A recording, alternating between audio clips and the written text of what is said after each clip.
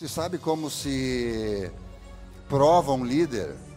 Pega o bispo e a missionária amanhã e deixa eles encarregados para a limpeza do banheiro. Ela do feminino e ele do masculino. É um exemplo. Isso prova o coração de um líder.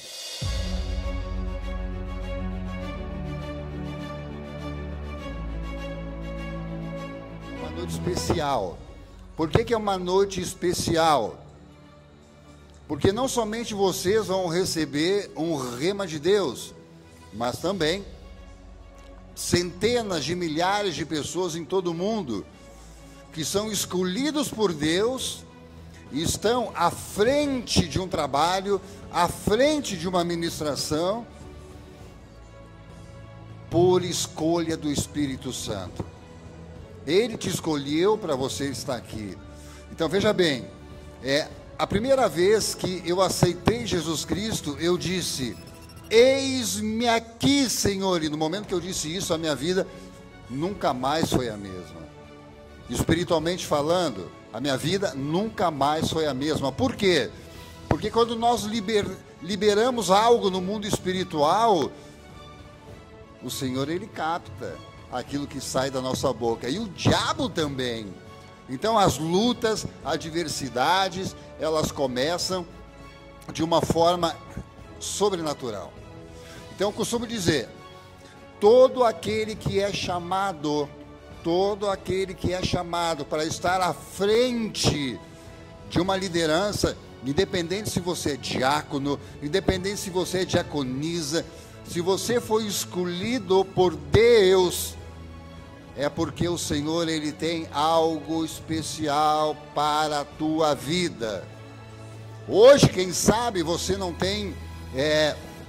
eu não consegui conversar ainda com o apóstolo hoje.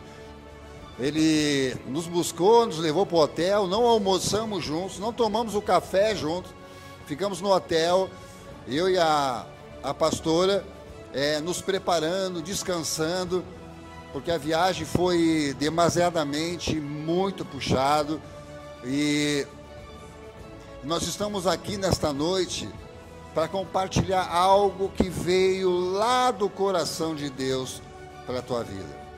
Quando Deus, Ele levanta alguém, não é para ser um crente morno, um líder morno, um líder em cima hoje do Senhor, ela está dessa forma, trilhando por um deserto espiritual.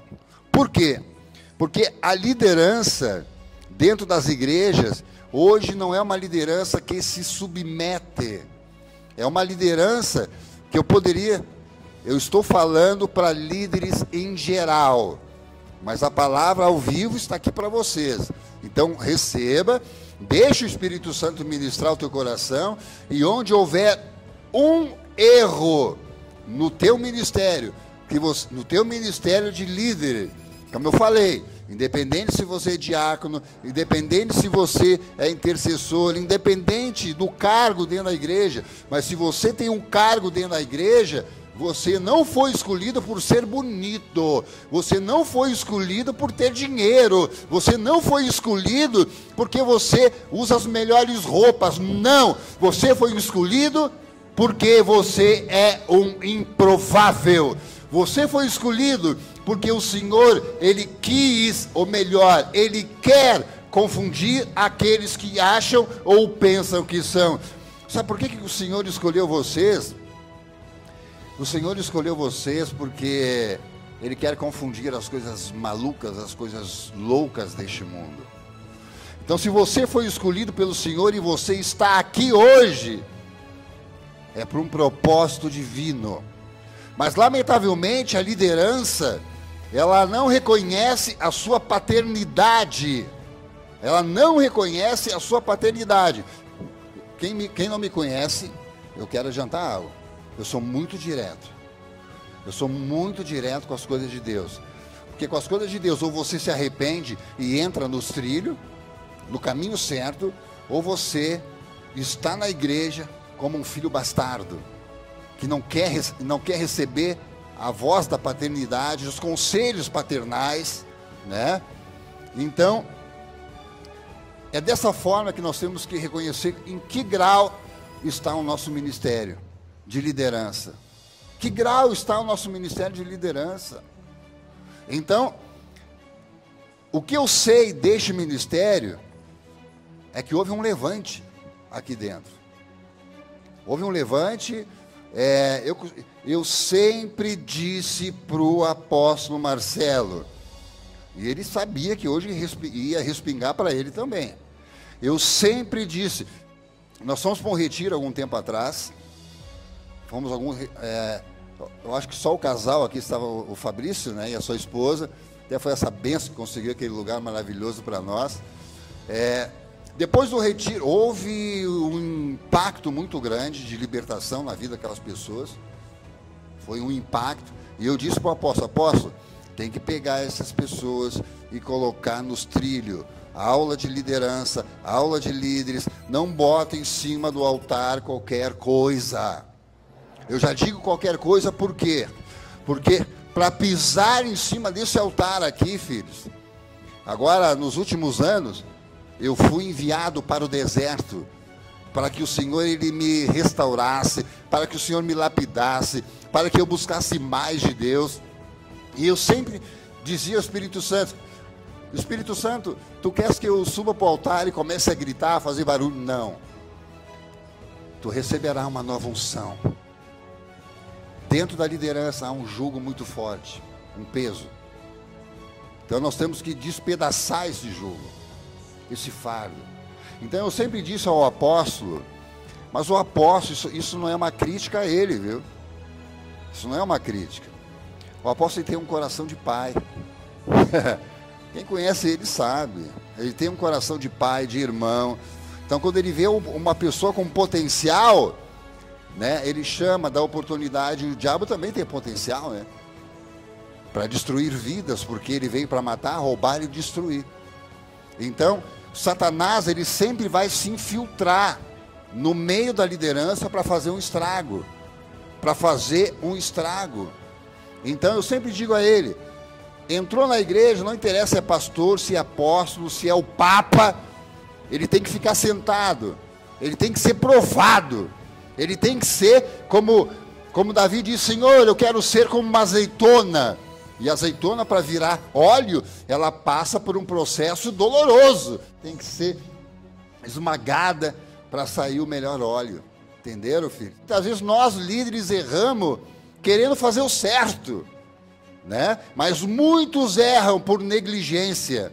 Muitos líderes acabam morrendo por serem negligentes. Deixa eu dar um exemplo bíblico. Quem conhece a história de Uzá estava ali acompanhando a arca na carroça puxada por bois. Primeiro erro, a arca de Deus não foi construída para ser puxada por animais, ela foi construída para ser conduzida pelos levitas, e ela estava sendo carregada por animais. E no momento que Uzá viu que a arca ia cair, ele foi em direção à carroça, segurou a arca e morreu na hora. O inferno está cheio de pessoas com boas intenções. Que o chamado de vocês não é um chamado raso.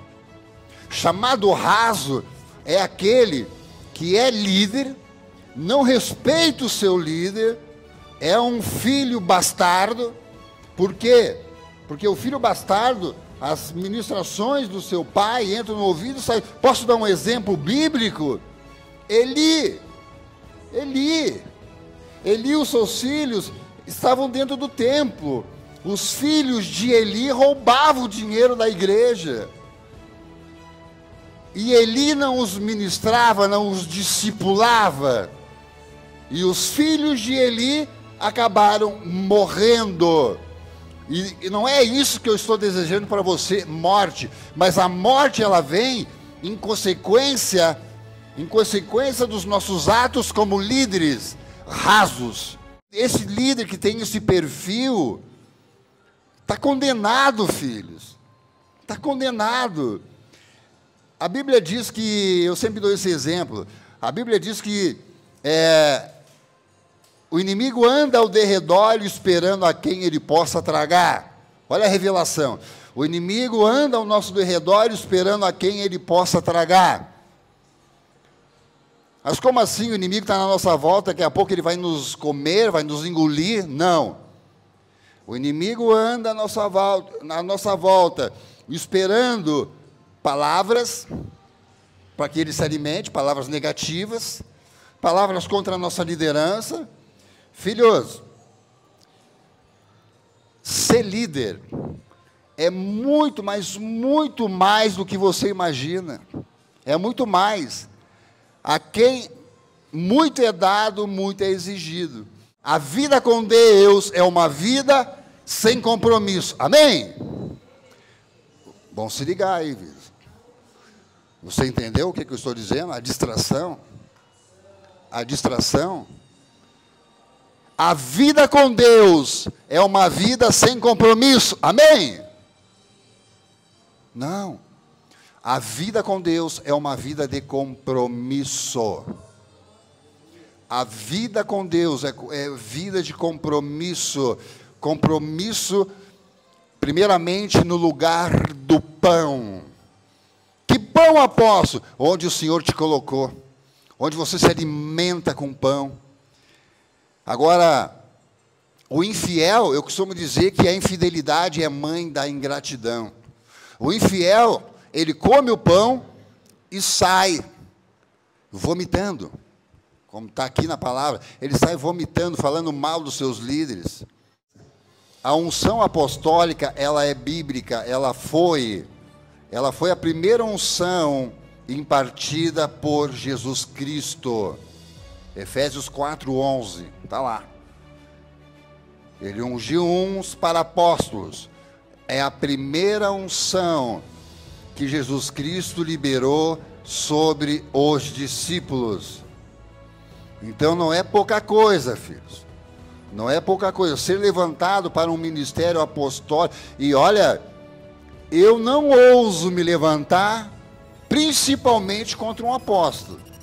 Eu não ouso falar, principalmente sobre um apóstolo. Eu só digo assim: Senhor, é tudo contigo. Está nas tuas mãos. Porque eu reconheço que ele foi escolhido, eu reconheço que ele é um servo de Deus. Tem defeito? Tem, todos nós temos, né? Então, se você foi escolhido ou escolhida para fazer parte da liderança, não importa se é diácono, não importa se é missionário, se é bispo, se é pastor, se é apóstolo, não importa. Tem que haver fidelidade. Tem que haver fidelidade, filhos. Se você não tem fidelidade com aquilo que é bíblico, você não será fiel ao teu chamado. Não adianta. Porque a própria Bíblia, em Isaías capítulo 28, do 1 ao 13, ali diz que a vida com Deus, né? Nós meditando nessa palavra, a vida com Deus é uma vida de compromisso, né? Alguns anos atrás eu achava que a minha vida ministerial era só correria. Não. Mistérios, graça, amor, ela é muito mais que isso. Ser líder tem que ser responsável. Ser um líder, você tem que ser um referencial dentro da tua igreja. Aí imagina, o apóstolo manda um líder orar por mim. Aí o líder vai na minha casa, ora por mim. Tem uma pessoa lá endemoniada e o líder está ali orando. Só que esse líder, filho, ele não é fiel às coisas de Deus. Já começa o primeiro furo aí. Ele tem que ser fiel. Ele não pode. Por que eu estou falando sobre essa questão? Porque Satanás, o diabo, ele pega o mínimo para nos confrontar. Ele pega o mínimo para tirar a nossa legalidade. Então é isso que eu estou fazendo aqui hoje, dizer a você que você pode sim, que você é muito mais do que você pensa, você é muito mais até mesmo daquilo que Satanás, o diabo, pensa a teu respeito. Como se prova um líder, pega o bispo e a missionária amanhã e deixa eles encarregados para a limpeza do banheiro. Ela do feminino e ele do masculino. É um exemplo. Isso prova o coração de um líder. Sabe por que eu digo isso? Quando eu me converti, eu limpava banheiro. E o banheiro, isso não é função para os apóstolos, hein, filhos? Isso não é função para os apóstolos. Claro que eles estão aqui para servir, né? Porque o peso sobre a vida deles é muito grande. E ainda eles vão ter que limpar banheiro. Isso aí tem que ser distribuída, essa tarefa, né? Quando eu me converti, a minha função era limpar banheiro. E eu já comecei a passar por uma prova. Aquele banheiro, ele entupia. E os irmãos iam urinar e não queriam saber. E eu com as mãos secava o chão, torcia no balde. E eu fazia aquilo com amor. Eu fazia aquilo com amor. Quando nós cuidamos da casa do Senhor, Ele cuida da nossa. Filhos, por que eu digo que isso não é função dos apóstolos?